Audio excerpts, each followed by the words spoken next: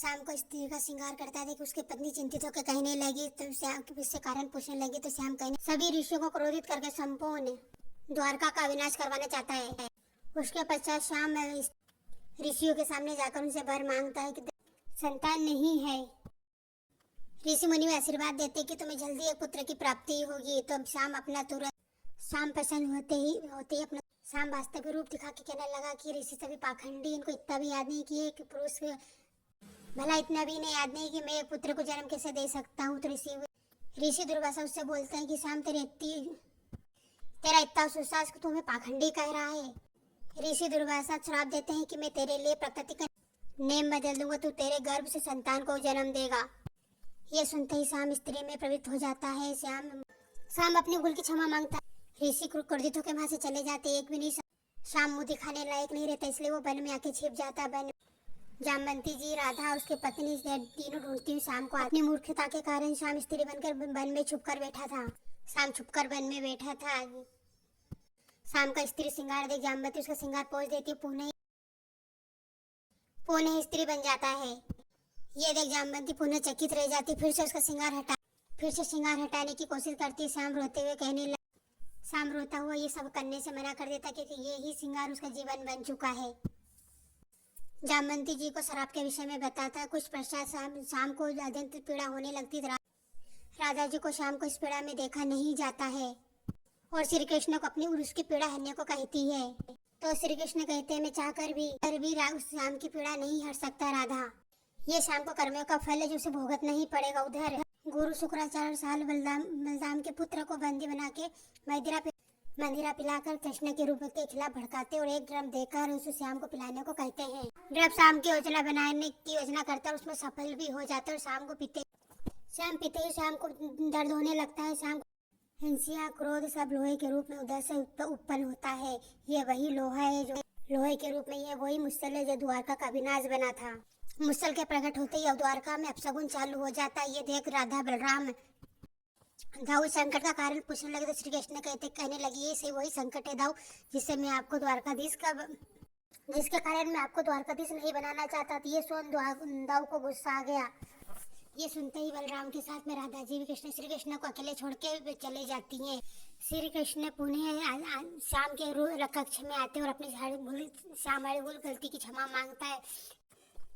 शाम को गलती क्षमा कर उन्हें पुनः पुरुष के रूप में बना देते हैं। दाऊ और राधा जी द्वारका छोड़कर चले जाते हैं। देव ज्ञान की खोज में रोमहर्षण ऋषि के आश्रम में आते हैं। ऋषि के ज्ञान से प्रसन्न होकर दाऊ अपनी द्वारका की शांति के लिए यज्ञ का आयोजन करते हैं जिसमें जजमान श्री स्वयं कृष्ण को बनाता है। जब दाऊ सभी के लिए चरणावत लेने जाते तो देखते हैं कि उनका पुत्र कुछ मिला रहा है। दाऊ को बहुत पूछने पर भी निशान दाऊ को कुछ नहीं बताता तो दाऊ को संदेह होता तो दाऊ उसे चरणावत पिला देता है। चरणावत पीते ही निशान मूर्छित होने लगता है। ये देख दाऊ थप्पड़ मारते हैं और कहते तू सभी का प्राणों का षड्यंत्र पर रचा था पापी।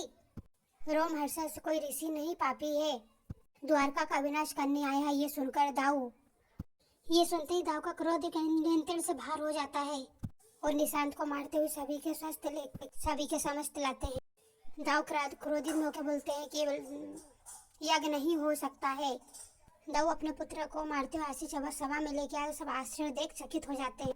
भयभीत होकर रोमहर्षण आहुति देता है। दाऊ क्रोधित होकर बोलता है कि यज्ञ का संचालन करने वाला पाखंडी रोमहर्षण एक ढोंगी है, कान्हा का और हमारा द्वारका का सबका अंत करने आया है। रोमहर्षण को राधा और दाऊ अपना गुरु बनाकर लाए थे। दाऊ अपनी आत्मा क्रोधिनी में आकर इतने क्रोधित हो जाते हैं कि दाऊ को आता देख रोमहर्षण अपने नेत्र खोलते। भयभीत होकर सोचता है नेत्र खोलूंगा तो मृत्यु को न्योता देना जैसा है। श्री कृष्ण दाऊ को मार्ग में ही रोक देते हैं।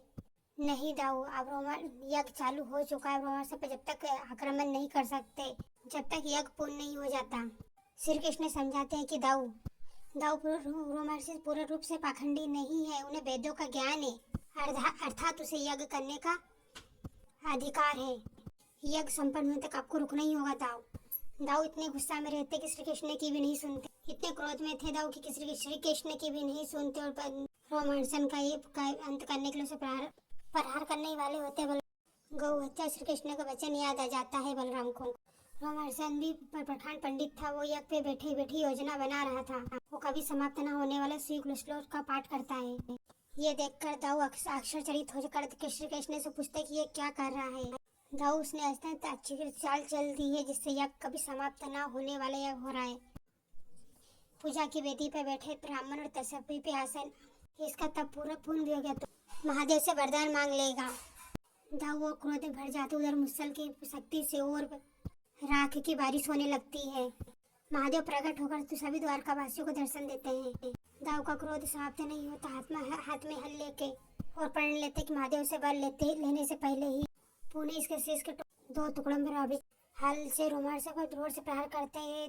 श्री कृष्ण इस रोमांस को द्वारका से बाहर नहीं जाने दूंगा। महादेव भी क्रोधित हो जाते हो, बोलते ये तुम तुम्हारा प्राण देना चाहते हो तो यही सही।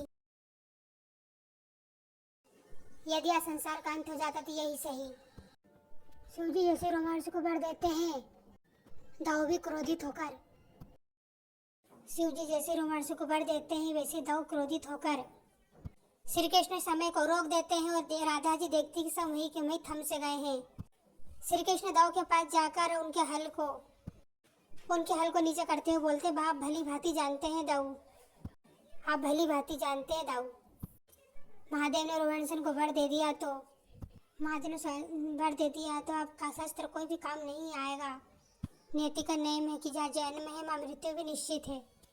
मैं जानता हूँ कि दाऊ ने सब क्रोध में किया है, पर इसके पीछे मेरे प्रति उनका प्रेम है।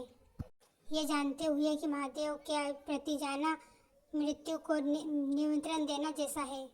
दाऊ किसी परिस्थिति में अपने क्रोध को त्यागना। दाऊ के क्रोध को देख श्री कृष्ण ने दाऊ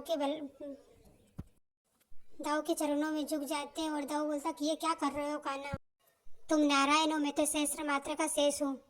दाऊ आप हट नहीं छोड़ देते जब तक मैं चरण नहीं छोड़ूंगा। ये सुनते ही दाऊ के हाथों से हल गिर जाता है। मैं अपने ही कान्हा को उनके चरणों में, जिसके चरणों में मेरा स्थान है, उसको अपने चरणों में कदा भी नहीं देख सकता। श्री कृष्ण बलराम के आगे हाथ फैलाते हुए कहते हैं, महादेव जो भी वर श्री को देंगे आप उसमें हम ही भर दीजिए। दाऊ भूमि पर बैठ जाते हैं और श्री कृष्ण के हाथ पकड़ते अपने हाथ त्याग देते हैं। आज के बाद किसी मूल किसी परिस्थिति में मेरे चरण स्पर्श नहीं करोगे। इसी का लाभ उठा के महादेव से वर मांगता है कि ये बलराम मेरे छल से बल से किसी अस्त्र मेरा वध ना कर पाए। महादेव से वर मिलते ही रोमांसन बलराम जमीन पर गिर जाते और कहते हैं कि बल होकर भी बलवान निर्मल हो गया। राधा जी बलराम को समझा के कहने लगी। राधा समझाने का प्रयास करती है।